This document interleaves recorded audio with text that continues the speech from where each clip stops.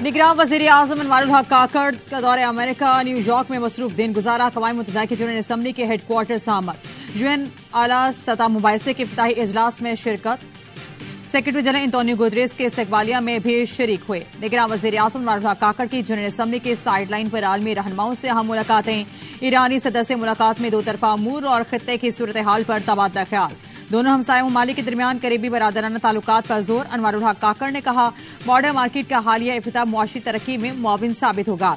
इब्राहिम रईसी का कहना था कि पड़ोसी सबसे पहले की पॉलिसी तरक्की के लिए पाकिस्तान के विजन से हम आहंग हैं। वजीर आजम की आलमी तरक्याती ताउन से मुतालिक इजलास में शिरकत। ग्लोबल डेवलपमेंट इनिशिएटिव के लिए पाकिस्तान के भरपूर ताउन के आज़म का आयादा।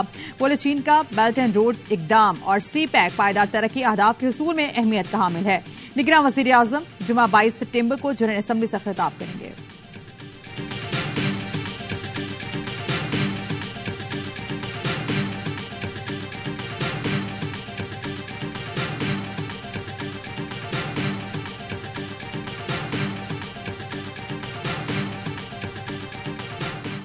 Another development that will pave the way for regional peace, stability and prosperity in South Asia will be the establishment of a just and lasting peace in Kashmir through dialogue and cooperation between India and Pakistan. तुर्क सदर रजब तय्यिब Erdogan ने मसला कश्मीर फिर अक़वाम मुत्तहिदा में उठा दिया। जनूबी Asia में पायदार अमन के लिए मसला कश्मीर का पुरअमन हल जरूरी है। तनाज़े के पुरअमन हल के लिए तुर्किया अपना किरदार अदा करने के लिए तैयार है। एर्दोगान का जनरल असम्बली से खिताब। बोले कि हमें अमन के लिए नई हिकमत अमली और एजेंडे की जरूरत है। अमरीकी सदर जो बाइडेन ने खिताब में कहा, मौजूदा चैलेंजेस से निपटने के लिए दुनिया में अमन कायम करना होगा। दुनिया मुत्तहिद होकर ही तमाम इंसानों की बेहतरी का मिशन पूरा कर सकती है। सेक्रेटरी जनरल एंटोनियो गुतरेस ने खिताब में कहा, आलमी मालियाती निजाम बौसीदा हो चुका है। इस्लाहात की अशद जरूरत है। दुनिया को रूस यूक्रेन जंग की वजह से खुराक की कमी का सामना है। फलस्तीन इसराइल तनाज़े का दो मुल्की हल जरूरी है।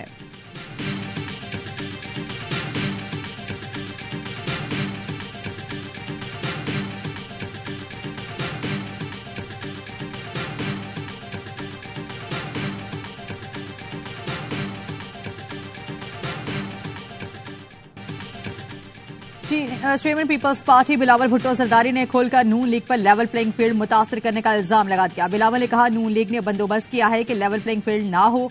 किसी और ने ऐसा किया होता है तो इसका नाम लेता। पीपल्स पार्टी का पुराना मुतालिबा है नवाज शरीफ वापस आए। यकीन है मियां साहब कदमों का सामना करने को तैयार होंगे। आवाम को कैदी नंबर फलां के ड्रामे से दिलचस्पी नहीं। इलेक्शन की तारीख देने का इख्तियार इलेक्शन कमीशन के सिवा किसी के पास नहीं।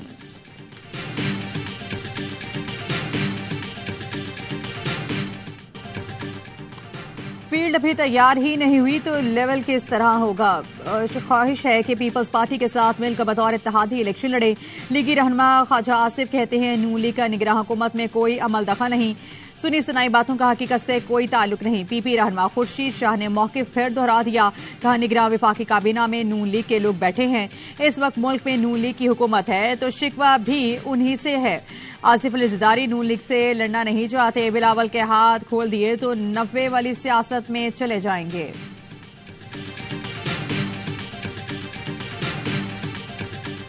इन्होंने नवाज शरीफ साहब के खिलाफ साजिश की। जो भी किरदार थे, एक एक शख्स अपने अंजाम को पहुंचा। सिर्फ घर नहीं गया, रुसवाई और जिल्लत समेत के सेटबैक्स उन्होंने बहुत देखे। Comebacks have been greater than his setbacks. Every single time this man has risen from the ashes. Maryam ने नवाज शरीफ को रग से दोबारा उठने वाला करार दे दिया। नून लीगी सीनियर नायब सदर ने कहा, नवाज शरीफ ने बहुत नाकामियां देखी। इनकी हर कामयाबी नाकामी से बड़ी होती है। मियां साहब के खिलाफ साजिशें करने वाले इंजाम को पहुंचे, सिर्फ इंजाम को नहीं पहुंचे, जिल्लत और रुसवाई समेत घर गए। कहने वालों ने कहा, नवाज शरीफ की सियासत दफन हो गई, लेकिन वो हर बार पहले से ज्यादा मजबूत होकर वापस लौटे।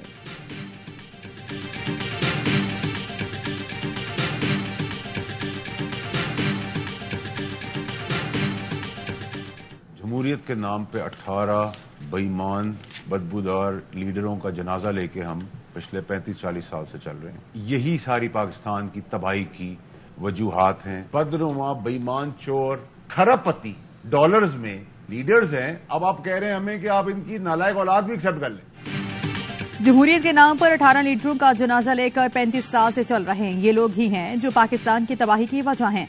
18 खरपति चौर कहते हैं, हमारी नालायक औलाद को भी बतौर लीडर कबूल करें। साबिक विफाकी वजीर फैसल वाडा की ऑफ द रिकॉर्ड में गुफ्तगू कहा, आज लोग पीटीएम में जाने को तैयार नहीं क्योंकि आवाम उनसे नफरत करते हैं। अंधे को भी नजर आ रहा है सिस्टम नून लीग को फेवर दे रहा है। जो इलेक्शन जीतेगा उसकी मुद्दत 13 माह होगी, वो भी घर जाएगा। आगे फिर झगड़ा है। इस वक्त डंडा ही लीडरशिप को ठीक कर सकता है। फैसल वाडा ने पीटीएम काबीना की तस्वीर मोस्ट वांटेड टाइटल के साथ सोशल मीडिया पर शेयर कर दी। लिखा, ये सब पाकिस्तान की तबाही बदहाली की वजह, ये एक्सपायर्ड करप्ट लीडर्स नामंजूर।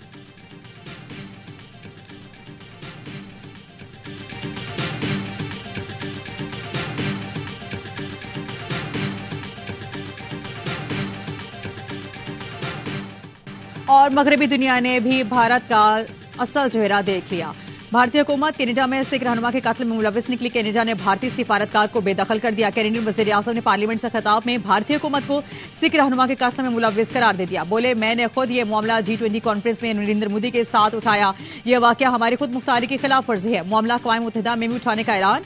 बेदखल सीनियर भारतीय सिफारतकार कनाडा में रॉ का सरबराह था। कैनेडियन वज़ीर ख़ारिजा की ऐवान को ब्रीफिंग। सिख रहनुमा हरदीप सिंह निज्जर के कत्ल पर दोनों मुल्कों के ताल्लुकात सख्त कशीदा। भारत का जवाब एकदम। कनाडा के सीनियर सिफारतकार को 5 रोज में भारत छोड़ने का हुक्म। कैनेडियन वज़ीर-ए-आज़म के इल्जामात पर अमेरिका को गहरी तशवीश।